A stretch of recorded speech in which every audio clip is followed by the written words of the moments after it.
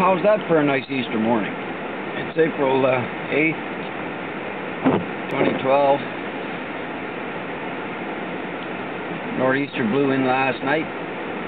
It's 5 o'clock in the morning now. I've been here about an hour looking at the boats, but they're sitting okay. There's two here. There's mine directly in front on the video, and there's another one right behind her, a smaller 25-foot Bombardier.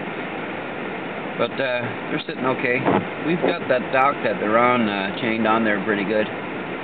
So we'll see how that works out today. Well, if it lets go, they're on the rocks. That's that. But it shouldn't. It should be fine.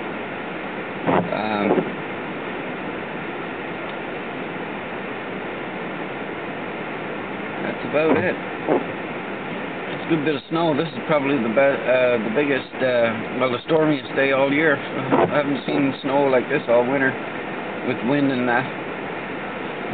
Coming down here was it's kind of wettish, the sticky stuff. So the truck is home, my 4x4, but I'm in Santa Fe. That's 4-wheel drive too, so coming down was no problem. But there's a bit on the roads, and that's good and slick. There's no doubt about that. Get that wind break down a bit.